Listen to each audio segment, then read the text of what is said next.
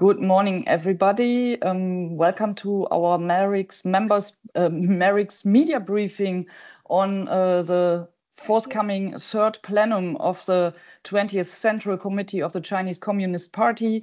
The plenary session will convene in Beijing for their 5-yearly Third Plenum from July 15th to 18th. And today we are here to give you a few of our insights into what we expect from the meeting.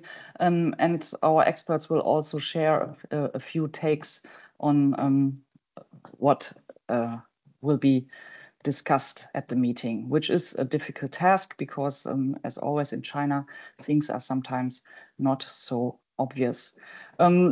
Why are we looking at the Third Plenum? I mean, those of you who watch China know that Third Plenums have a history of being important meetings. The historic Third Plenum back in 1978 might come to mind here when Deng Xiaoping announced the famous reform and opening policy, a step that really changed China's position in the world and kicked off the economic growth and the collaboration with foreign countries that we witnessed in the last decades. This time around, it is different. This meeting that we are heading towards was delayed for a couple of times, or it was not officially delayed, but we had all hoped for it to happen in autumn. Well, half a year later, here we are, and the meeting is now scheduled for July. This has led to speculation that state and party leaders Xi Jinping and other CCP grandees were divided over what economic priorities to set for the coming years. But as I said, this is just speculation. Let me stick to what we know. Around more than 300 members of the Central Committee will meet in Beijing. They will very likely pass a document that is called Decision on Further Comprehensively Deepening Reform and Advancing Chinese-Style Modernization. The aim is to formulate the socio-economic path for the next decade, which is really a very ambitious endeavor. And to explain a little bit what that means, we have 3 speakers here today. First, we have Alex Davey in the room. Alex is an analyst in our Politics and Society program. We have Nis Grünberg here. Nis is a lead analyst in that very same program. And Max Zenglein has joined us. He's our chief economist dealing with economic issues. And I am Claudia Wessling, Director Communications and Publications. So once again, welcome. And without further ado, I would now hand it over to, let me first explain the procedure. We will hear 3 very short inputs from our experts. And then, of course, we will open the floor to you for your questions. You can either drop them in the chat and I will pick some, or you raise your hand and ask your question yourself. So that said, Alex, over to you. Thank you very much, Claudia. Welcome, everyone. So, we were expecting this Third Plenum to take place in autumn of last year. It was delayed. We're not completely sure why. And this is, the black box of Chinese politics. From my perspective, Xi is able to maintain a high level of control at the top, which means that he could both buy this time or buy the time for the economy to improve. But also, it's likely that there was a strong internal debate. So it can be an either or both. So in that sense, we were hoping, or the party would be hoping, for an improved economy, and as Max will talk about whether or not that's the case. And so why is the plenum important, and what does reform mean? So it serves as primarily the platform to outline China's domestic policy framework. In 2018, we had a Third Plenum that mainly focused on institutional reforms rather than these comprehensive reforms we're looking forward to now. So this one will be more like in 2013, during Xi's first Third Plenary session. And so back in 2013, the decisions document set ambitious reform goals across various sectors, and that's why it should act as a compass for us today. From 2013, what did we see reform? So the CCP had significantly enhanced and centralized its leadership. it's centralized and strengthened the party's control over the state and society. And from a implementation point of view, which this reform and which this plenum is about, it allows for more cohesive implementation of policies. On the other hand, we have other reforms that we see where the party struggled. So despite significant investments in improving party conduct and discipline, corruption remains a persistent issue, particularly within the military. And we'll be looking to see whether the military top brass are removed from their position in this upcoming plenum next week. What's key to also note is the title of the plenum: Further Deepen Reform in a Comprehensive Manner and Promote Chinese-Style Modernization. So from my interpretation, to further deepen reform, it means, so what reforms were worked on, those reforms that were worked on or we saw progress are the ones where we'll continue to see work being applied to. And then the second part is promote Chinese-style modernization. And I'll come to that in a moment. So Chinese-style modernization, it has 5 aspects, but the main aspects to note are the commitment to advancing social equity and justice, and improving people's well-being. And the party mentioning this, it shows that there's a keen awareness of issues of inequality and opportunity for inequality. And by putting this in the title, it shows that this is something they're looking to address. The 2 parts of Chinese-style modernization, a huge population size and common prosperity for all people. So they're the 2 key points that look at the equity for Chinese people. And the reason also is that there are shifting public perceptions about inequality in China. So there was a survey recently that showed that people are seeing that things have become more unequal for opportunities and for the economic structure. And the pointedness of Chinese-style modernization shows that this is something that the party is keenly aware of. And to underpin that, we need to realize that the principal contradiction, so basically from the Chinese Marxist perspective, that there are always these contradictions within society. And it changed in 2017, and this is the basis from which the CCP goes forward. It was, in the past, it was, the ever-growing material needs of people and, how development and the economy ran was backwards. And now in 2017, it changed to, this unbalanced, inadequate development and the people's ever-growing needs for a better life. And so this is still fundamental to the party. This is something that they brought in 2017, and it's something that they will use to underpin this Chinese-style modernization. Yeah, I think that's enough for the moment, and I'll hand it over to Max. Thanks.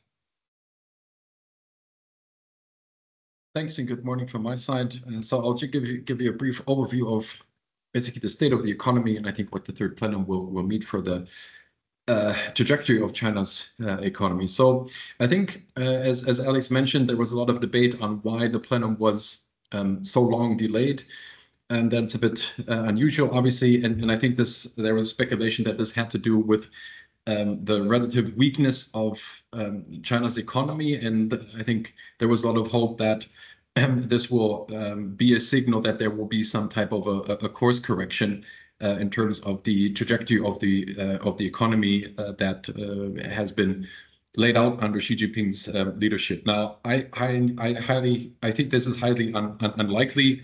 Xi Jinping has, I think, basically doubled down on his economic policies, while in 2013, the Third Plenum, so at the start of his leadership, I would say this was still reflecting a type of a compromise between a more liberal reformist pathway for the Chinese economy and those in the party that were more vocal for basically a return of the party, so strengthening the party's control of the economy.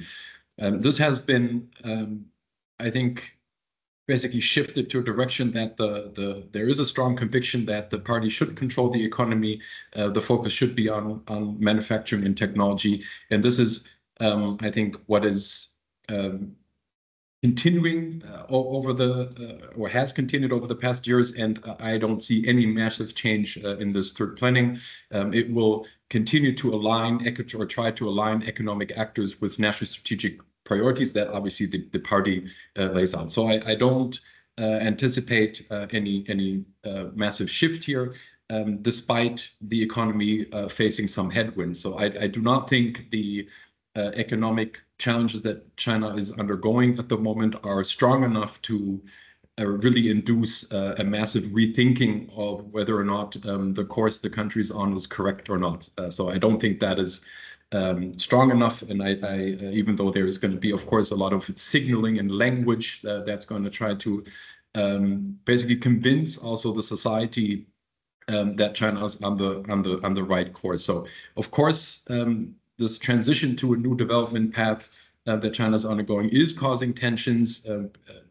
We've seen it, of course, in the financial space, but also in socioeconomic area, and particularly the middle class. So I think this is something where the party, I think, will be quite eager to basically try to persuade them and convince them that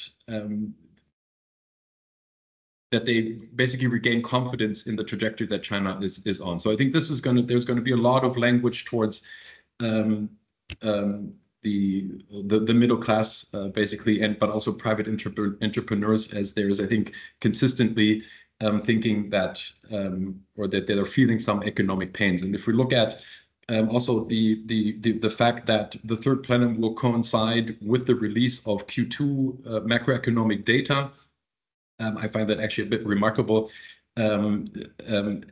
So far, at least what I've been seeing from the data that has been showing up is not looking particularly good, which will, I think, emphasize the need trying to convince people that the economy will turn for the better soon. I honestly believe also one reason why this third plenum possibly has been delayed is that they underestimated the negative economic impact their policies have had on the overall economy, and particularly the middle class, after China ended the zero COVID policy. I think they really believed that with a switch of a button, everything would return to normal. This has not happened.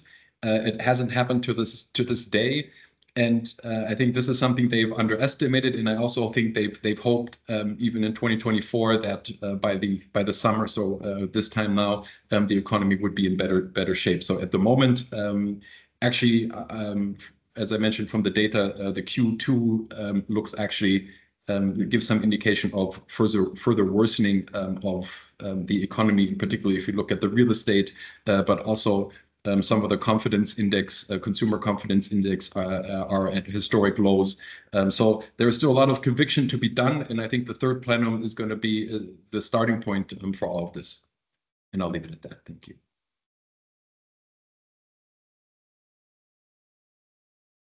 And with that, we would hand it over to Nis. Yes, I was just wondering if you are in the room. Nis. Yeah, thank you. Good morning. Also from my side, a little chaotic after a storm damage, standing in my kitchen. What I will say is a little bit repetitive, so I go quickly through this these first parts. I think it is really important, and Max has said this, Alex has said this. You know, we all have some remaining trauma or I don't know, doubt from covering the last plenum or the first plenum of Xi in 2013 and the interpretation of the language, because it was a really mixed language, giving a lot of room for what looks like pro-business and pro-economy talk, but you know, not so much focus on the political aspect. So I think what I'm here to do today is to just, you know, remind everyone of the signs that point to politics in charge kind of approach to what the economy is. So I think Xi Jinping himself has made it very clear in some comments that were quoted a few days ago, reform does not mean changing direction. So he's sure that the course China has taken is the correct one. You know, there's tweaking, there's adjustments that are necessary, but there will not be any change in the system. Reform is the self-improvement and development of social systems. So again, just underscoring that it is a socialist system with all its institutional features. Also, the theme that will be featured in the document that we are expecting of high-level socialist market economy, high-level socialist development. It really shows you that the way the party state is in charge of market and state relations. So the parties in charge, that will not change. That is a key feature of the system. It is seen as an institutional advantage, and they will not change the fundamentals of that.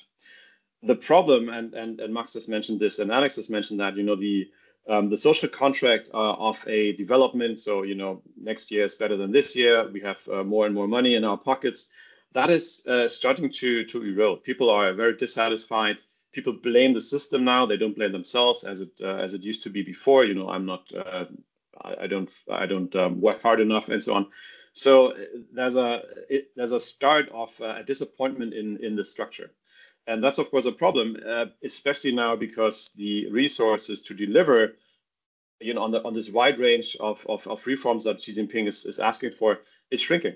And Max has mentioned this: the tension of social development, more money for welfare, more money for public services, and national self-reliance objectives. So industrial strengthening, technology innovation, military modernization, and so on. And when push comes to shove, it shows that the reflex in the leadership in Beijing is always to focus and funnel resources to national self-reliance objectives. So what we really ask ourselves, and what we will be looking at in this document, is how much room is given to this common prosperity theme, to welfare, to social development, when there's so much focus and obsession about self-reliance and technology. So that really is the question, because resources are scarce especially at local levels, that will from my point of view be really the main theme for the next years: how to balance this strength, security and strength, and development and welfare tension. Next slide, please.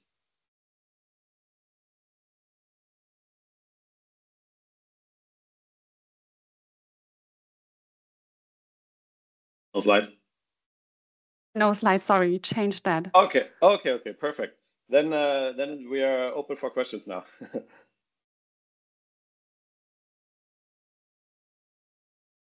Okay, the slide has disappeared miraculously. Thank you for your inputs, Nis, Max, and Alex, and for once again pointing out that if Xi says reform, this is not maybe what we understand by the word reform. There cannot be any big change in the system in China be expected. And when it comes to the economy, even though the growth model is in transition, meaning more pressure, less growth, as Max pointed out, Xi does not have any plan of moving away from letting party state interests trump economic policies. And thanks also for Alex for explaining a little bit that the Third Plenum is mainly a domestic forum, which is also targeted towards domestic audiences. And that's why they really put these issues of social welfare, common prosperities up front and center. But that, as our speakers pointed out, creates tensions with the modernization goals that are also formulated in the document that is very likely going to be passed at the meeting. So a lot of open questions. Thanks for now for your inputs.